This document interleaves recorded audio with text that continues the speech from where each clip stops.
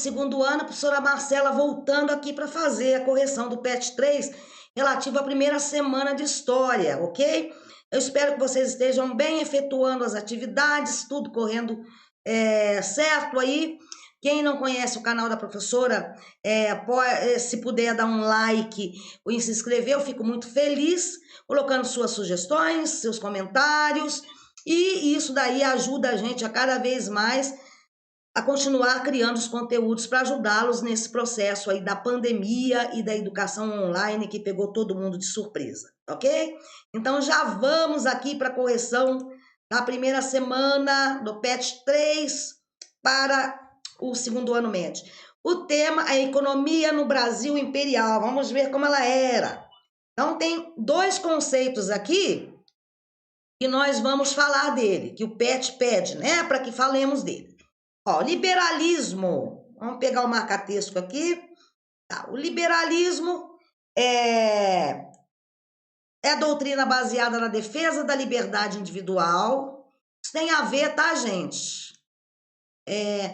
Nos campos com as ideias iluministas, Adam Smith, naquele momento em que as novas ideias de uma libertação daquele modelo antigo começaram a surgir. Então, era no campo econômico, político, religioso, intelectual, contra as ingerências, os desmandos, né, e atitudes coercitivas do poder estatal. Então, o liberalismo vem para dar uma nova forma, mais liberdade para as pessoas a nível da propriedade privada, de fazer comércio, de ter sua independência financeira, sem necessitar daquele poder opressor do Estado, ok? O positivismo também é um outro termo que o PET traz, que é um sistema criado por Auguste Comte, um francês, tá, gente? E nasceu em 1798 e morreu em 1857, e se propõe a ordenar as ciências experimentais, considerando-as o modelo por excelência do conhecimento humano, em detrimento das especulações metafísicas ou teológicas. Então, o que a gente pode ver? Auguste Comte, ele pensava a sociedade mais sistemática, mais organizada mais como um organismo, por etapas. Então, essa questão de ficar falando de Deus, pensar no além, no metafísico, filosófico e na questão teológica, para ele não fazia parte. Nós temos que ser mais práticos, mais empiristas, organizar um negócio mais a olho nu, o que a gente vê. Então ele pensava uma sociedade dessa forma, então era uma doutrina sociológica, tá bom? Então vamos lá, aqui o PET traz duas imagens, então vocês veem aqui que é a produção do café, os escravos com sacos, né, de café, e aqui é uma nota, um dinheiro da época aí, que seria 500 mil contos, eu não sei, contos de réis, né? Porque mudou a moeda.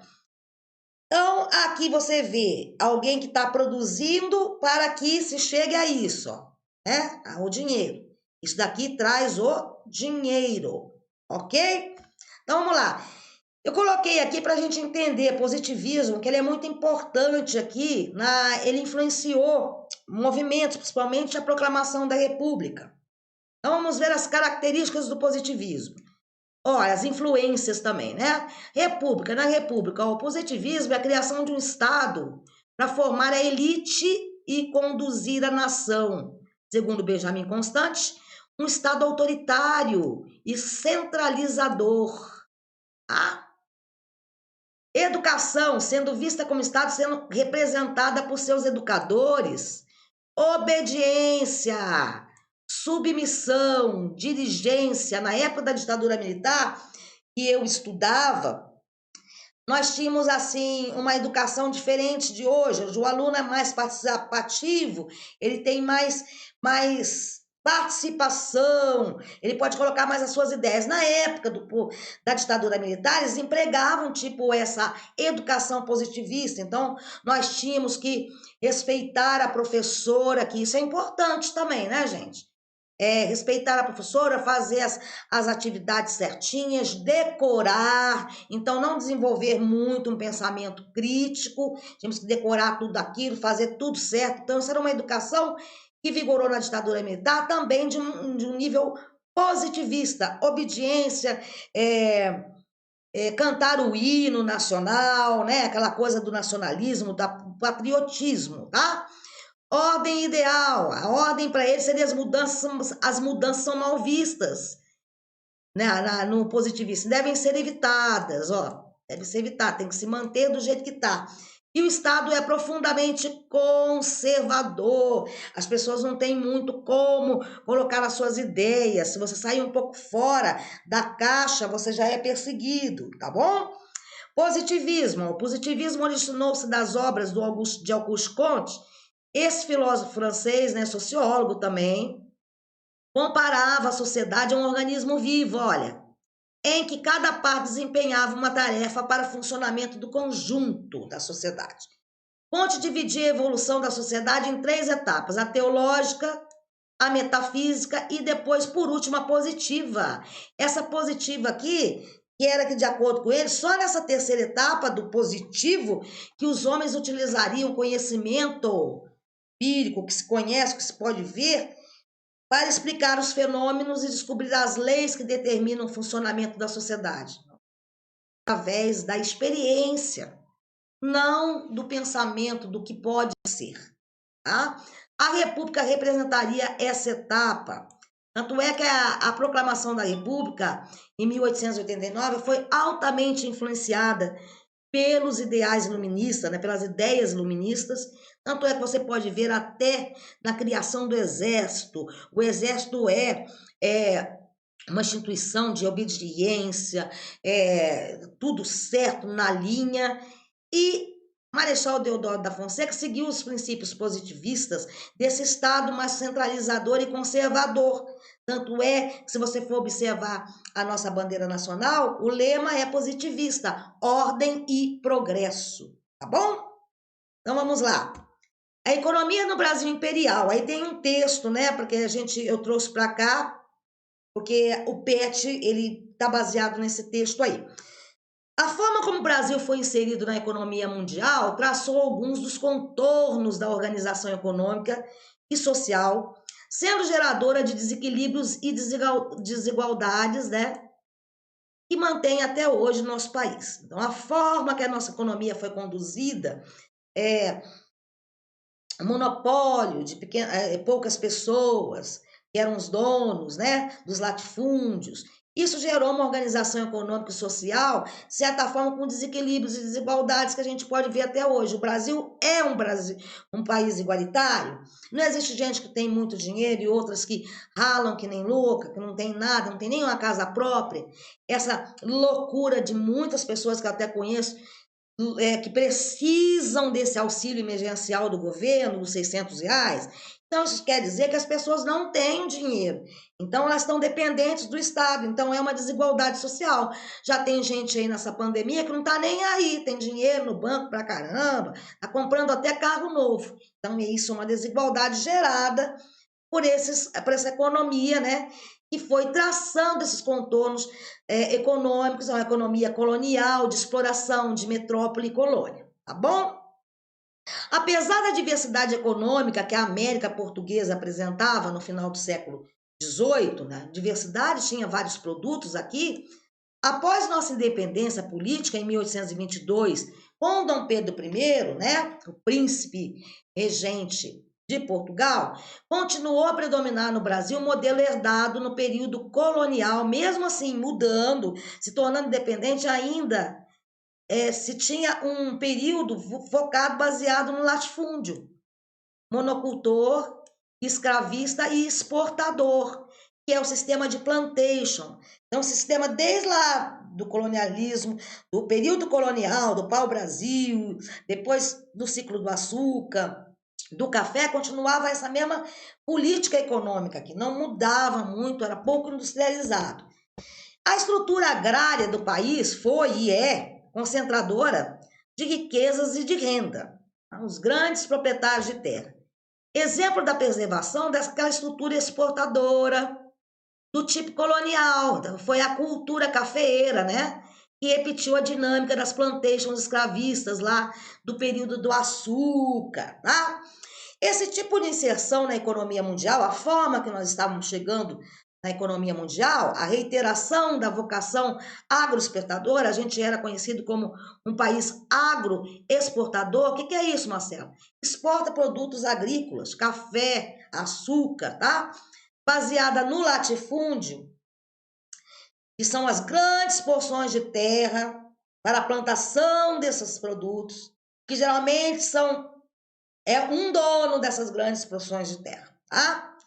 Impediu a ascensão de um efetivo processo de industrialização, porque vigorava muito a agricultura, essa questão da agrária. Então, a industrialização foi um pouco afetada nesse sentido. Até pelo menos a terceira década do século XX, que já é a República Velha, tá? 1930, de 1889 a 1930, foi em parte responsável pela concentração da riqueza nas mãos de poucos, que eram as oligarquias. Então, de 1889, isso já vem, né, quando o imperador sai e a república é proclamada por Marechal Floriano Peixoto. Essa estrutura aí dos latifundiários, ela continuou no período de 30 anos. Com Vargas no poder, a partir de 1930, ele começa, né, já uma industrialização mais pesada no país, tá? Então, se vocês forem estudar a República Velha, vocês vão ver, é política do café com leite, dos coronéis, tudo política agrária concentrada na mão das oligarquias, né? O governo de poucas pessoas que detêm o poder econômico. Então, segundo o analista Basílio Salum Júnior, por maiores que tenham sido as mudanças observadas no Brasil na última década do século XX, o país ainda não conseguiu se desprender de sua condição de país periférico, não obstante se inclua entre as sociedades mais dinâmicas da periferia. Nós, mesmo com toda essa estrutura que nós temos hoje, a gente ainda continua meio à parte. Até que o pessoal falava, nossa, a gente é do terceiro mundo, Estados Unidos é primeiro, Rússia é primeiro, e a gente é uma grande potência econômica, mas a gente não sai dessa periferia, tá? Apesar de que nós nos incluímos numa sociedade dinâmica. O Brasil tem muita coisa. Hoje ele é industrializado, mas poderia melhorar? Poderia melhorar mais. Por que a gente fica ainda nesse processo? No meu caso, eu acho que tem a questão que nós temos governantes ruins. Tá? Existe muita corrupção no Brasil. Isso impede o nosso desenvolvimento a nível de levarmos em consideração todas as nossas riquezas e clamarmos por isso. Isso também foi influenciado na nossa educação. Olha quanta gente detesta história. História não era para ser detestada, era para ser uma disciplina que muitos gostassem, porque a partir do momento que você entende todo esse processo do seu passado, você se conscientiza do seu presente e pode achar uma mudança aí na tua vida que não está muito legal. Tá? Então, por isso que história é fundamental, o nome do canal. Para romper com a condição periférica, né, da gente, afirma Salum, é preciso tratar da inclusão econômico-social na maioria da população brasileira, que permanece às margens das conquistas materiais da civilização moderna. Então, para a gente se incluir nisso, a gente tem que o quê? Melhorar, a gente tem que ter uma inclusão econômica, social, a gente tem que ter ciência dos nossos direitos, entendeu? E essa afirmação levanta duas questões importantes. A primeira, tá faltando aqui, tá, os acentos, tá? É a possível explicação da dependência e do caráter periférico do nosso país, baseando exclusivamente nas especificidades do seu processo histórico. Então, a gente tentar entender que a gente é assim hoje por causa do passado, né? Baseando exclusivamente nas especificidades do que tivemos no passado. A segunda é uma constatação desse estudioso de que a história do país está inserida em um processo mais abrangente que é o do capitalismo mundial. Porém, cabe uma ressalva ao autor. No que se refere ao primeiro ponto, que é essa explicação da dependência do caráter periférico, levando em consideração o nosso passado histórico, não se pode conceber o passado também como um pecado original, ou seja, alguma coisa que já nasce com o país. Então, ele vem dizendo que também pode não ser essa questão do nosso passado colonial está influenciando nesse momento aí, ok? Então, se assim fosse, não se teria observado nenhuma mudança no Brasil. Sim, houve mudanças? Houve sim, desde o momento que se iniciou o nosso processo de colonização. Embora o passado possa ajudar a compreender e refletir sobre o presente, aquilo que eu disse, há de se tomar cuidado para não incorrer em simplificações históricas, tá? Fugindo sempre da ideia da inevitabilidade deste presente em razão do... Ô, gente, o telefone tocou aqui, mas eu não vou interromper a aula, tá? Fugindo sempre da ideia da inevitabilidade deste presente em razão do passado. Não custa reiterar que o Brasil hoje é uma potência emergente, e é mesmo, nós temos muitas coisas, né? Respeitada no cenário mundial. No que se refere ao segundo ponto, apesar da importância prioritária de se estudar a trajetória econômica do nosso país, é impossível esquecer que desde os primeiros anos da colonização, né, nossa, o Brasil esteve inserido em processos mais globais, que devem também ser analisados. Aí nós vamos falar agora na frente por que disso. Não ficou só naquela cultura agro que o autor está trazendo aqui. Nesse capítulo, você vai estudar a economia do Império Brasileiro, muito frágil no primeiro reinado, pujante, embora dependente no segundo, em razão da produção do café e de outros produtos agrícolas para exportação. Tá. O primeiro e o segundo reinado, eles ainda ficaram, né, voltados para essa produção agrícola. Então, o autor traz aqui para que a gente possa debater. Será que foi só isso? Mas o Brasil pode se inserir também num contexto de um capitalismo mundial? Pode. Então, ele está fazendo uma tese, ele está debatendo, tá? Tentando chegar a uma conclusão. O que pode ter acontecido com a economia, tá? Do Brasil. Vai ver ainda o surto industrial desencadeado pelo Barão de Mauá, de curta vida. Sem dúvida, era uma dinâmica econômica bem diferente da atual. Então, vamos verificar. A Era Mauá, gente, foi um período de industrialização que coincidiu com o período do fim do Império da história do Brasil. Indo de meados de 1850, alguns contam com o início da Era Mauá, né? A inauguração da primeira estrada de ferro em 1854. Até o falecimento do Barão de Mauá em 1889, momento da proclamação da República, tá? E ele teve a falência dele em 1875, que é o período que é apontado como se a Era Mauá tivesse acabado. Neste período, houve uma tentativa de investimentos industriais no Brasil por parte do Barão de Mauá, de modo a modernizar a economia nacional e afastá-la do modelo antigo, agroexportador, que vinha, né?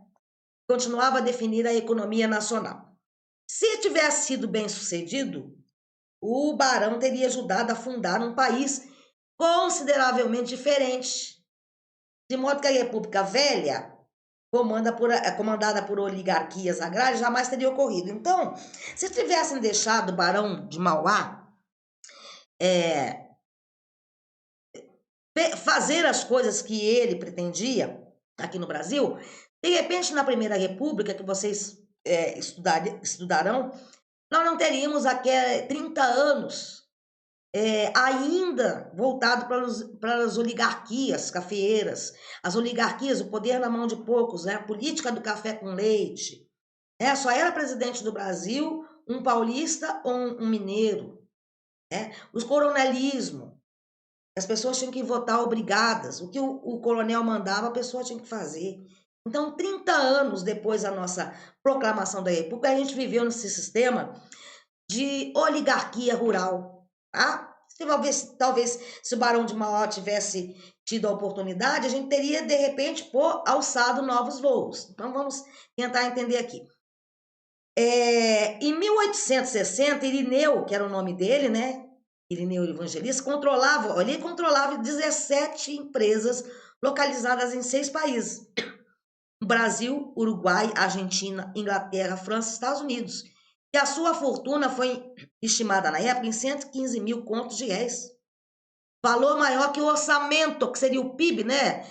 Do Brasil, de 97 mil contos de réis. Então, o Barão de Mauá tinha muito quê? Dinheiro. Muito dinheiro.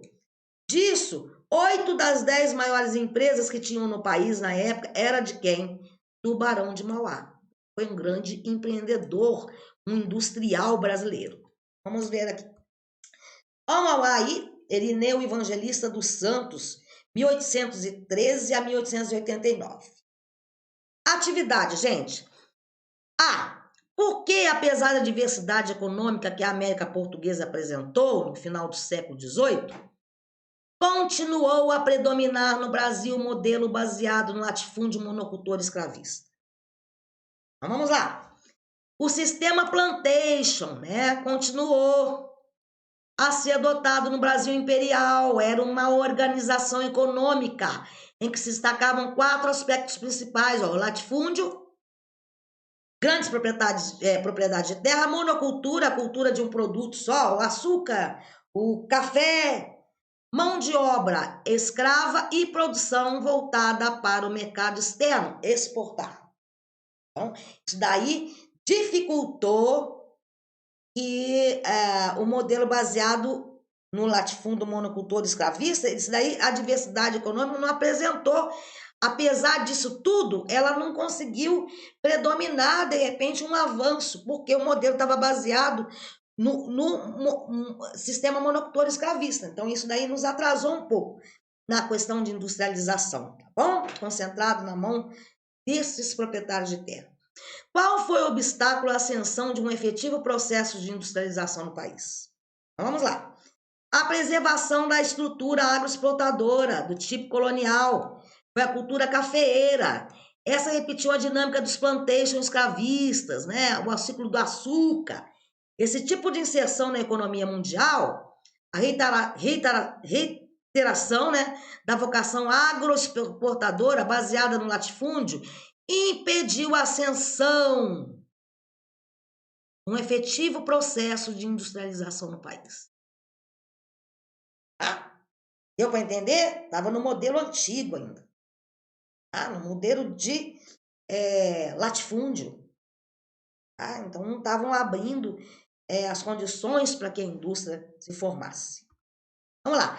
Qual a posição do analista Basílio Salum acerca da economia brasileira? Segundo ele, por maiores que tenham sido as mudanças observadas no Brasil na última década do século XX, né, 2000, o Brasil ainda não conseguia se desprender da sua condição de país periférico, não obstante se incluir entre as sociedades mais dinâmicas da periferia. Para romper com a condição periférica, afirma Salum, é preciso tratar da inclusão econômica e social da maioria da população brasileira, que permanece às margens das conquistas materiais da civilização moderna.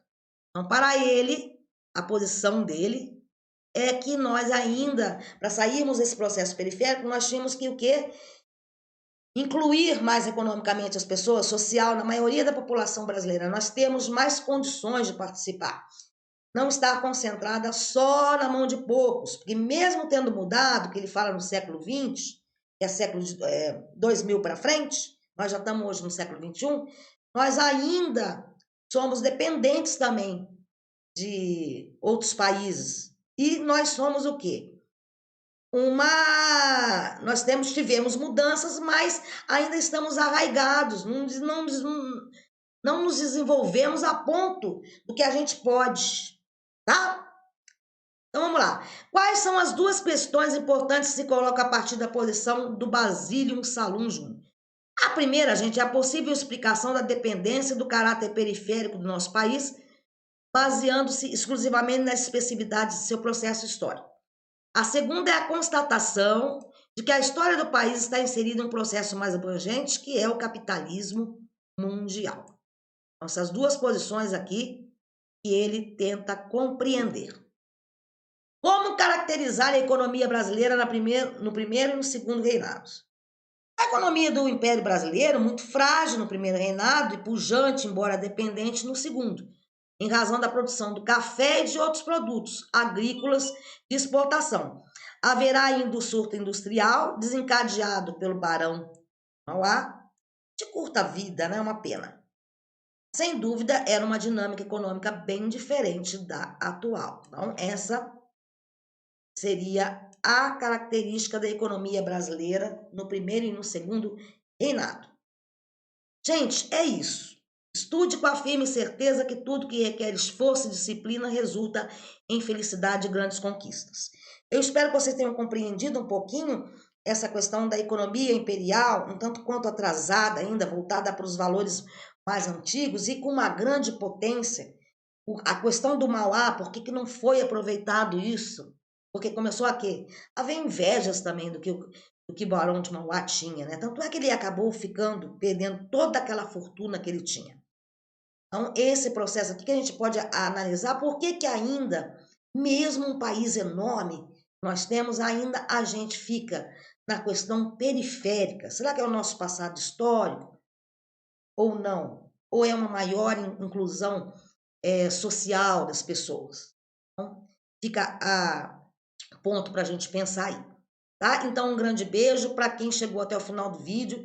Dá um ok, deixe seu like, suas sugestões e a gente volta aí a semana que vem para fazer a correção do PET segunda semana para que vocês possam ter uma ideia do que vocês estão fazendo no PET. Quem está copiando, for copiar, tá? Tente entender, pelo menos, ler os textos para tentar entender o que está copiando, tá bom? Um grande beijo, fiquem com Deus, até a próxima.